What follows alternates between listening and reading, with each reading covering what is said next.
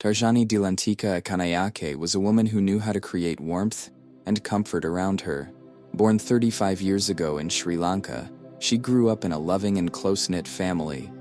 Darshani was the third of 5 children, and her parents were always supportive of her aspirations for a better life. From an early age, she showed a strong sense of responsibility for her younger siblings, which became the foundation for her future role as a caring mother.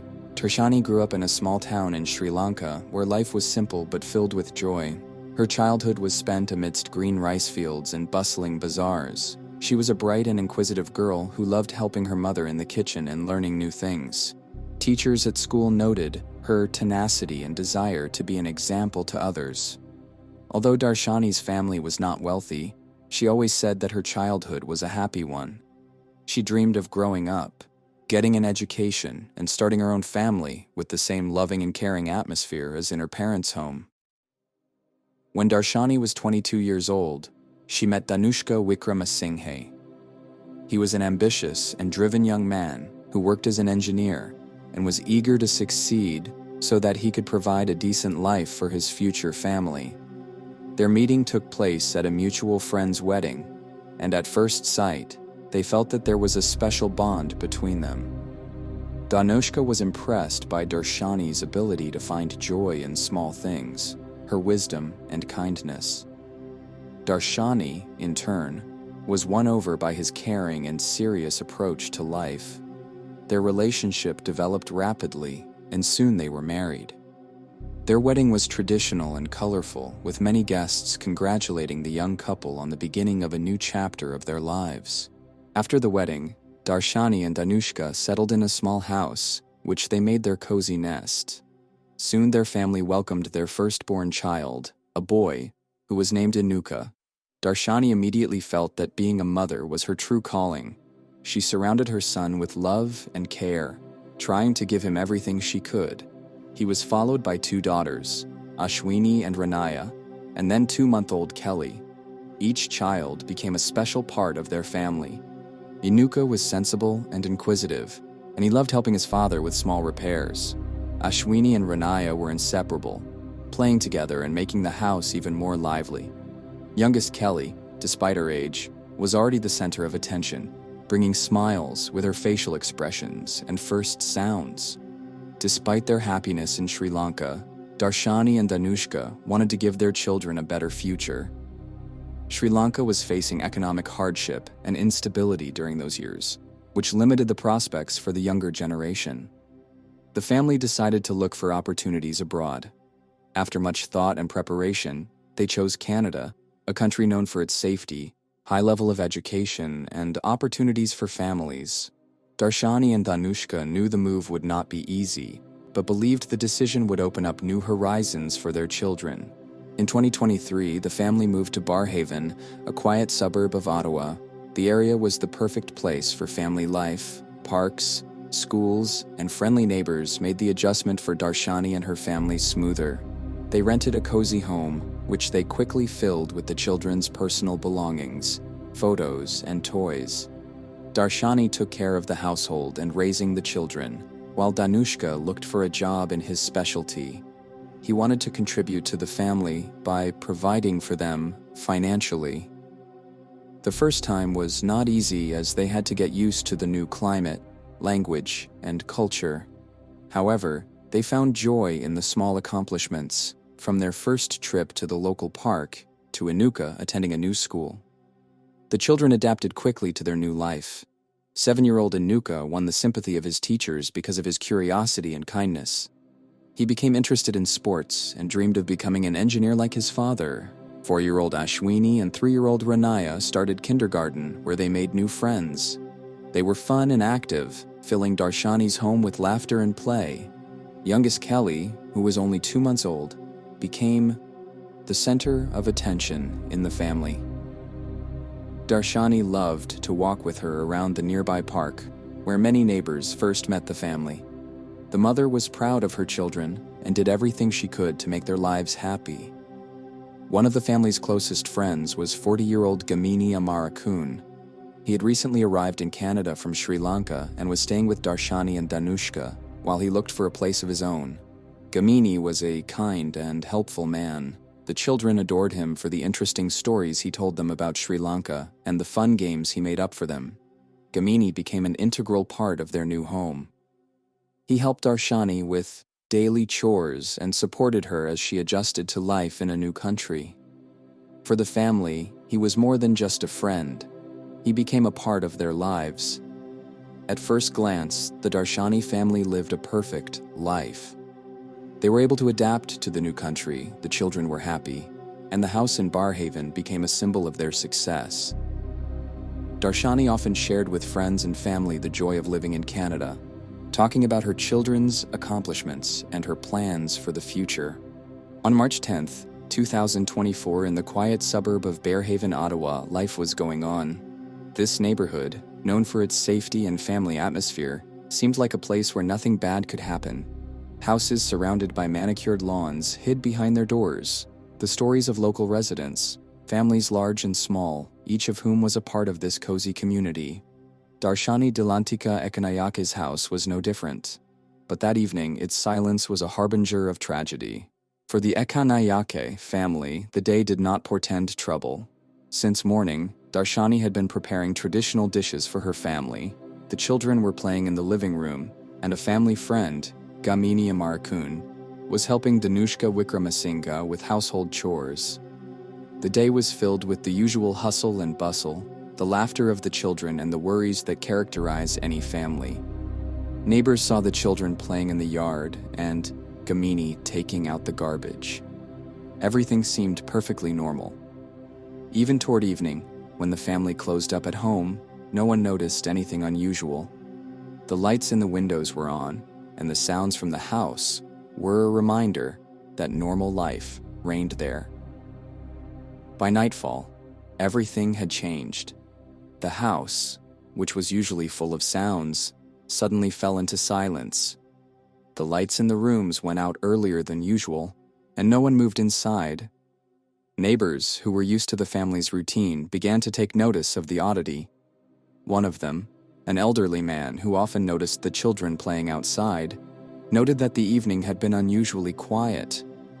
"I thought it was strange, but figured they probably went to bed early," the neighbor later told police. The silence in the house may have been unnoticeable to most, but for those who lived nearby, it was the first warning sign.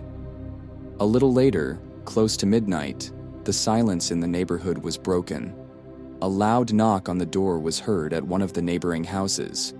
The owner of the house, Mr. Thomas, was about to go to bed, but when he heard the knocking, he decided to check to see who might have come in at such a late hour.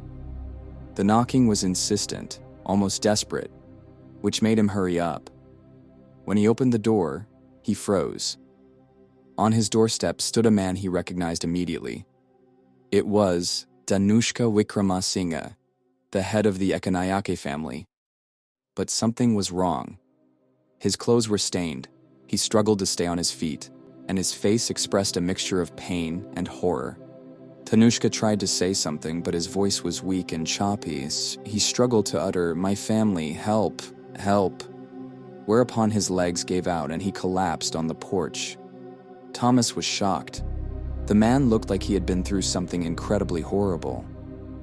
The blood on his clothes and the wounds on his body made it clear that something serious had happened. The neighbor, wasting no time, dialed 911. His voice shook as he explained to the operator that there was a seriously injured man on his doorstep. He said something about his family. "I don't know what happened, but it looks terrible," he described the situation. The 911 operator quickly oriented himself and dispatched emergency services to the home. The information was relayed to police and paramedics, who immediately rushed to the scene. The operator asked Thomas to stay close to the victim to try to keep him conscious. Thomas tried to ask Danushka what exactly had happened, but he could not answer. He was breathing heavily and tried several times to say something, but his words were slurred. The only thing he was able to repeat was, "family." These words made Thomas feel that the situation was much more serious than he could have imagined. By the time the police and medics were on their way, the tension had begun to build. Thomas, trying to help Danushka, felt more and more that something terrible had happened. He began to recall the oddities in the family's behavior in recent days, the way they were rarely seen on the street, the way things were suddenly quiet. This atmosphere of unease began to encompass other neighbors who heard the noise and lights of the sirens of approaching cars. People started looking out of their windows, trying to figure out what was going on, but no one could even guess what was lurking behind the walls of Ekanayake's house. When the first police cars pulled up to a house on a quiet street in Barhaven, the atmosphere was already tense. The injured man, later identified as Danushka Wickramasinghe, was lying on the porch of his neighbor's house, surrounded by medics who were trying to stabilize his condition. The neighbor, who called emergency services, was still in a state of shock. He tried to explain to the police what had happened, but did not fully understand the extent of the tragedy. Police officers quickly inspected the place where Danushka was found. Bloody marks on his clothes and obvious stab wounds suggested that he was the victim of a violent attack. However, his last words before losing consciousness, "My family, save them," raised even more questions. The officers knew they could not delay. If there were other family members left inside the house, they might need immediate assistance. Amid the scene, neighbors began approaching the house, attracted by the light of police flashers and the noise of sirens. Their faces reflected a mixture of curiosity and fear. One of them, an elderly woman, approached an officer and said that the Darshani family had been unusually quiet the past few days. They were always so active. The kids were playing in the yard. But for 2 days now, not a sound has come from the house, she shared. This observation added even more anxiety to the overall picture. After getting the initial information, the police officers headed towards Darshani Dilantika Ekanayake's house. The house looked strangely quiet. The lights in the windows were switched off, the doors locked, and the curtains tightly closed, which was not in keeping with the usual surroundings. Neighbors confirmed that the family usually did not lock their doors and always left at least one window open to air out the rooms. Police officers made the decision to knock on the door. Initial attempts to summon any of the occupants were unsuccessful. Then they began to announce loudly that it was the police and that they were demanding that the door be opened. However, there was no response. It became clear that something had gone wrong. Since there could be a criminal in the house, the decision was made to proceed as cautiously as possible. Officers called for backup and a forensics team to examine the possible crime scene. After a brief meeting, it was decided to break open the door to get inside. Vicious attack claimed the lives of a 35-year-old mother, Darshani Ekanayake, and her 4 children. When the police officers went inside, they were immediately alerted to the atmosphere. The house, which was usually filled with the sounds of life, appeared to be immersed in absolute silence. The living room looked almost perfect. The furniture was in place. There were pictures of the family on a shelf, and there was still food on the table. The first thing that caught the eye, however, were the toys scattered on the floor, as if the children had suddenly stopped playing and left. The officers began to look through the rooms one by one. They moved carefully so as not to disturb any possible clues. In the hallway, they noticed several bloodstains that led toward the bedrooms. This immediately raised the alarm, and the police team split up to survey the entire house more quickly. Entered the home to check on the safety of those inside, and that is where they began to discover the 6 victims.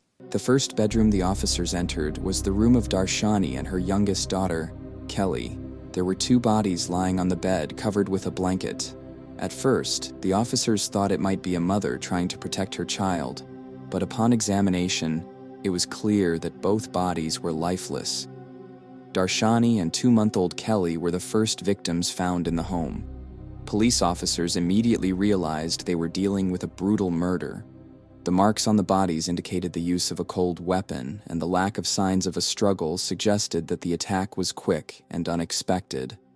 The next room the officers examined belonged to children. It contained the bodies of 7-year-old Anuki, 4-year-old Ashwini, and 3-year-old Ranaya. All of them had been killed using the same weapon. The sight of the room filled with children's belongings and toys came as a shock to even the most experienced officers. In the last room of the house, the body of Gamini Amarakun, a family friend who had recently arrived in Canada, was found.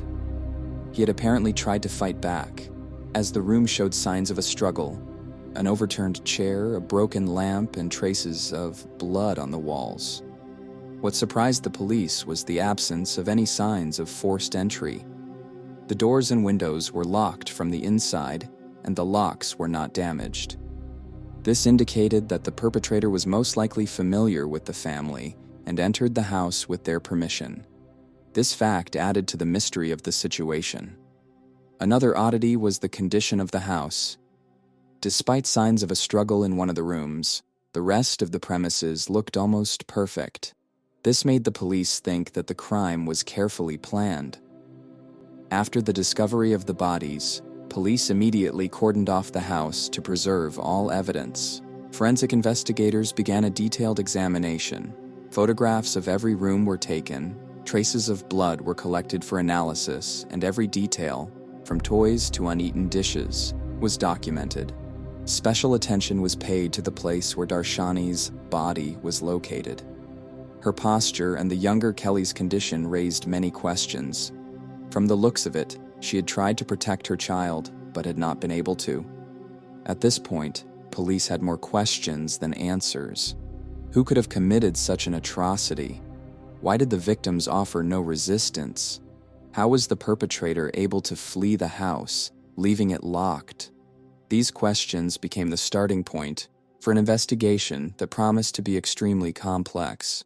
The father survived in serious but stable condition. The only person who could shed light on what had happened was Danushka Wickramasinghe. However, his condition remained critical. Doctors were doing their best to stabilize him while the police started analyzing the first clues. The police began their investigation by interviewing the immediate neighbors.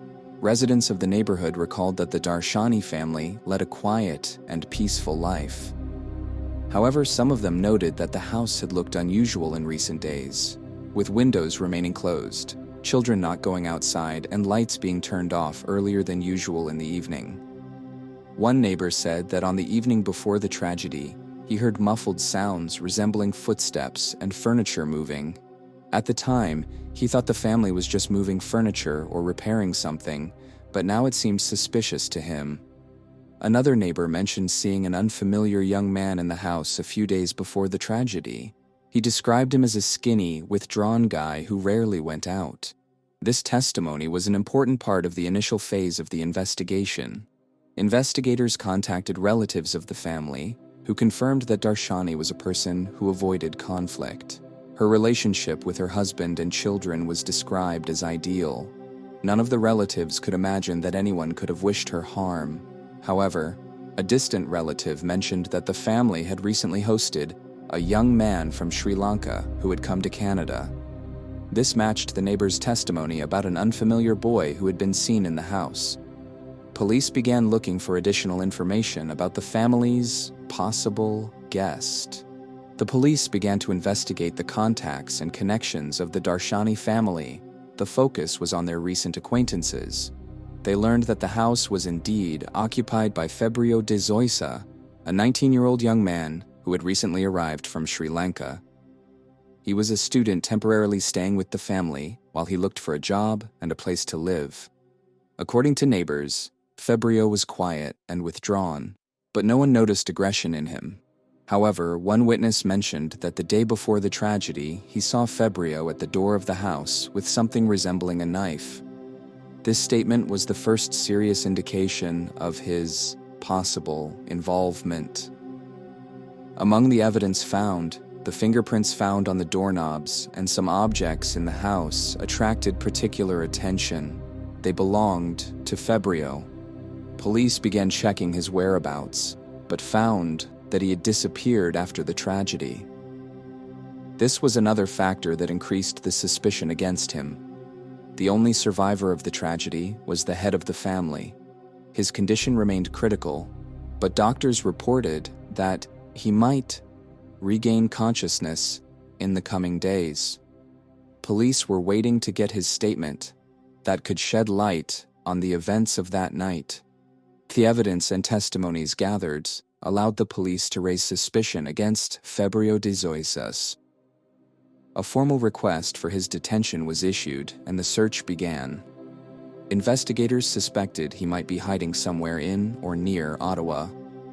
After it became clear that Febrio had disappeared, police issued an official wanted notice. His photos were distributed to all police stations and published in the local media. Messages asking for help were also circulated on social media. The public was warned of the possible danger he could pose. Police also began checking transportation routes, including bus stations, train stations, and airports, to prevent him from fleeing the country. Details of any of his recent movements, including bank transactions that could help trace his whereabouts, have been requested. A breakthrough in the investigation came a week after the search began. Officers found Febrio in an abandoned building near the Darshani family home. He was found thanks to an anonymous call from a local resident who reported seeing a man hiding in the building. When police arrived on the scene, Febrio tried to flee but was quickly apprehended. He was emaciated, his clothes were dirty, and he appeared frightened. When arrested, he did not resist or say a word. He had no weapons or other suspicious items on him at the time of his arrest. After his arrest, Febrio was taken to the station, where initial questioning began. When asked about his involvement in the crime, he refused to answer questions, only kept silent, or said that he did not remember what had happened. This behavior further alarmed the investigators. The police presented him with the evidence they had found: fingerprints matching those found at the scene of the crime and statements from neighbors. However, Febrio continued to deny his guilt, claiming he knew nothing about what had happened. Investigators began strategizing tactics to get a confession. They used direct confrontation, presenting him with evidence, one by one. Among them were fingerprints. These were found on doorknobs and in places where the victims had been found. Witness statements. Several neighbors confirmed that they had seen Febrio near the house shortly before the tragedy. Analysis of his belongings. Traces of blood were found on his clothes that matched DNA samples from family members. Under the onslaught of evidence, Febrio began to change his line of behavior. He didn't plead guilty, but began saying he doesn't remember what happened that night. This raised suspicions that he was trying to build a defense using the possibility of mental illness. He has been charged with 6 counts of first-degree murder and 1 count of attempted murder. After the initial interview was completed, the police were confident in their position. Based on the evidence gathered, Febrio de Zois was charged with 6 counts of first-degree murder and 1 count of attempted murder. Investigators also noted that his actions indicated premeditation and consciousness, which ruled out the possibility of an accidental crime. Following the filing of charges, the case was sent to trial. Following the arrest of 19-year-old Febrio de Zoisa, accused of murdering 6 people, including 35-year-old Darshani Dilantika Ekanayake and her 4 children and a 40-year-old family friend, the preparatory phase for trial began. The charges included 6 counts of first-degree murder and 1 count of attempted murder. Immediately after his arrest, de Zoisa was taken into custody without bail. The prosecution and defense began gathering evidence and preparing for the upcoming trial. Prosecutors sought to present the case as a premeditated and brutal mass murder, while the defense tried to find mitigating circumstances, including possible mental illness in the defendant. At the request of the defense, the court ordered a psychiatric evaluation to assess de Zoisa's mental state at the time of the crime. The experts had to determine whether he was aware of the nature of his actions and could control his behavior. The results of the evaluation indicated that the defendant suffered from a serious mental disorder, which may have affected his actions on the night of the murder. During one of the court hearings, de Zoisa made an unexpected statement. He admitted to committing the murders, but claimed he acted out of a desire to save his victims from the impending apocalypse. According to him, He believed the world would end soon and wanted to put his loved ones out of their misery. This confession shocked both those present in the courtroom and the general public. The trial lasted several months, during which testimony was heard from witnesses, experts, and representatives of both sides. The prosecutor's office insisted that despite the defendant's mental state, he was aware of the consequences of his actions and acted deliberately. The defense, in turn, argued that De Zoysa could not control his actions due to mental illness. In the end, the court found Fabio De Zoysa guilty of 6 counts of first-degree murder and 1 count of attempted murder. In light of the psychiatric evaluation and the defendant's confession, the court sentenced him to life in prison without parole for 25 years. In addition, mandatory treatment in a specialized institution for persons with mental disorders was ordered. The trial and its outcome caused a wide public outcry. Many expressed sympathy for the victims and their families, while others discussed the need for better mental health care and immigrant support systems to prevent similar tragedies in the future. The case emphasized the need to strengthen the integration of immigrants into the new society. The importance of adapting and giving them access to mental health care was recognized as a key factor in preventing such tragedies. Canadian society became more aware of the role of mental health in people's lives, especially those under stress and adjustment. The memory of Darshani, her children, and Gamini Amerikun has been memorialized through charitable initiatives. Family and friends organized an immigrant children's fund to support families facing difficulties in a new country. This fund was a reminder of the importance of attention and care, as well as an endeavor to make the world a safer place for children. This family's story is not only a tragedy, but also a reminder of the importance of seeing the warning signs and intervening before the irreparable happens. This case has left many questions that have yet to be explored, but it has also been a catalyst for change in society. The memory of Darshani Dilantika Ekanayake, her children, and their friend Gamini will forever remain in the hearts of those who knew them and experienced with them. This tragedy is a reminder that every human life is precious, and each of us can do more to prevent similar events from happening in the future.